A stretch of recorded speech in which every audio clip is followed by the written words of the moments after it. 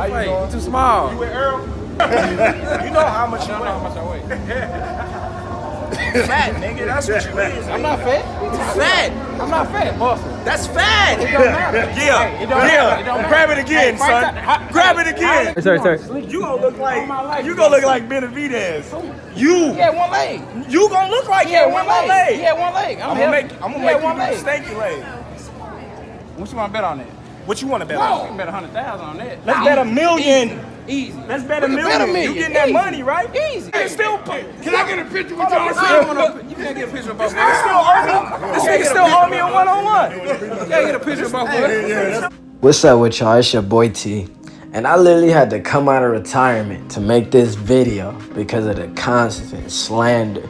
Honestly, both of these fighters in the boxing community, in the main media, what do Dante Boxing Nation call it? New media. Is getting crazy, okay? I played that video in the beginning to just kind of stamp and set the tone of this video. I'm clearing up one thing for sure. Terrence Crawford and Errol Spence are not afraid to fight each other. They are not afraid to fight each other at all. I promise you. None of these fighters are scared to fight each other. Errol Spence is not scared to fight Terrence.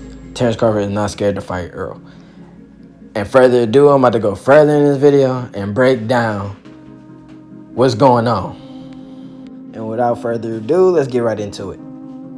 So let's start out with a quick background summary of Errol Spence, Errol the True Spence. Errol the True Spence was born in Long Island, New York. Everyone seems to think he was born in Dallas. He was not born in Dallas. He was raised in Dallas, though. He started his career in Dallas, where he basically started in amateurs, basically like every other boxer, and completely demolished the competition and breezed completely through it. Errol Spence was known for his lethal body shot, so, I mean, he rose to fame pretty quickly. Eventually, he made it to the 2012 Olympics, where he lost a controversial decision to Team India. I forgot the name of the fighter.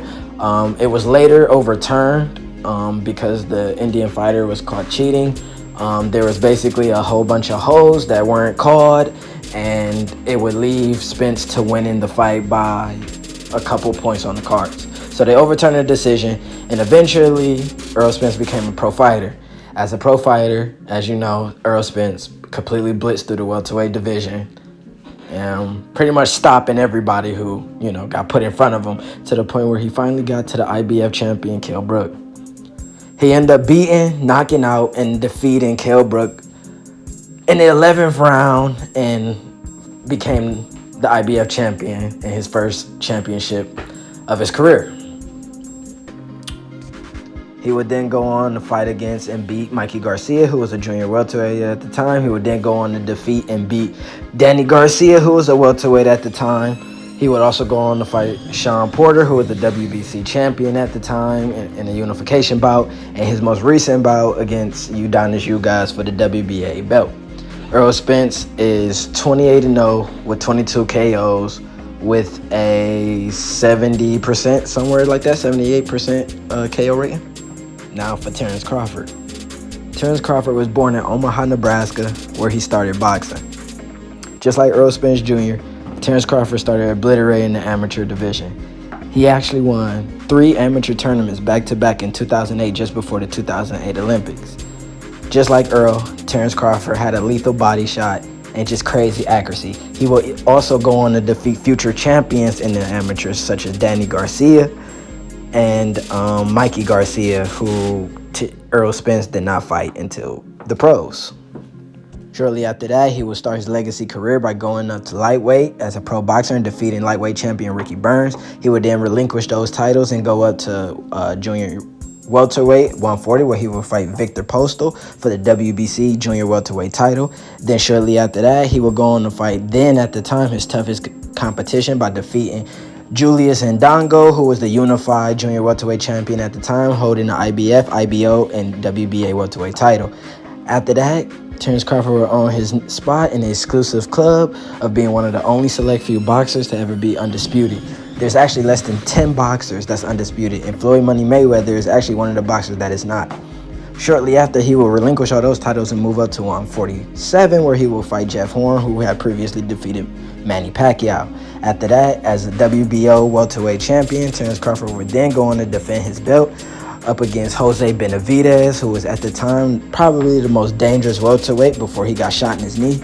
He's the brother of David Benavidez. Terrence Crawford would go on and defeat him and knock him out in the 12th round with a vicious uppercut that completely floored him. Then after that, he would go on to stop Kell Brook, who was the former IBF 147 welterweight champion. Then he would go on to stop Sean Porter, and that would be his last bout to date. Terrence Crawford is 38-0 with 29 KOs with a 76% KO rating. He's also known as the #1 pound-for-pound fighter in boxing per ESPN and Sports Illustrated is concerned. So why aren't these guys fighting? Why hasn't Terrence Crawford and Errol Spence been made? I mean, these guys knocked out the same opponents. Why hasn't this fight been made? Well, Terrence fans, we got to start with you. I mean, let's face it. Terrence Crawford is not a good promoter. He's a boring guy. He does not promote his fights. He doesn't do anything as far as promotion. Honestly, yeah, you could put part of the blame. You could put part of the blame on Top Rank as far as lying and racially profiling him. But the guy climbs mountains for a living. That's all he does. You know, he doesn't promote. He's a boring guy. You know, he's just focused on being the #1 guy. He's just one of them goofy guys you see in the gym. I mean, even one of his teammates had something to say about him and basically had this to say. Good man, you always got T-Bud always trying to put somebody in a chokehold. Because he want to be the best. That's all he focused on, is being the best. He don't care about Twitter followers. He don't care about Instagram followers. He just want to be the best. And for that, I guess I understand where Al Heyman and PBC is coming from as far as him being the B side. I completely understand that. He's a terrible promoter. He does not put fans in seats. However, Spence fans, y'all wrong too. Per Mike Harbinger, the fight was supposed to be agreed for November 19th with a 35-65 split. What? This is the worst split in history. Not even Sean Porter got that low of a split. When have a champion ever got, first of all, no guaranteed money and that low of a split, especially a #1, definitely top 5 pound-for-pound fighter in the world? Really, PBC? Really? You trying to Cambosis Devin Haney this man. And before you get to say Terrence didn't want to fight, Terrence did a full interview with Bluebloodsports completely admitting he accepted all of these things. He accepted all of this bad shit and still wanted to go through the fight. He even went as far as to sue Top Rank and Bob Arum for not making the Spence fight sooner. He literally sued Top Rank for not giving him the fights he wanted sooner. And next thing you know, where do you see Terrence Crawford? On Showtime. On Showtime. He switched promotions to come chase Spence. And then you Terrence Crawford fans ain't off the hook either. Every time I go to social media and I go under Errol Spence's page, why you ain't signed a fight, Earl? Why you ain't signed a fight? Earl is not his own boss. He has to report to PBC. And if you think Earl, the true Spence, is scared of Terrence Crawford, that's the problem.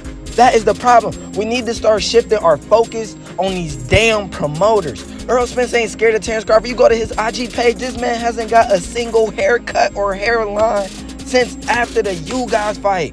He just been at his farm taking care of his animals, and the man hasn't even got a single haircut. He training. He is training. They do not fear each other. They respect each other. As fans, if we really want to see the best fight the best, we have to start putting pressure on these promoters. We have to. That's the only way. Right now, the promoters are getting what they want. Everybody is 50-50. It's Spence fought. It's Terrence fought. As long as it's not ours. They literally getting what they want. We have to start putting these pressure on these promotional companies. These men want to fight. They've been wanting to fight. And the last thing I want to finally clear up is this new guy Terrence Crawford is fighting.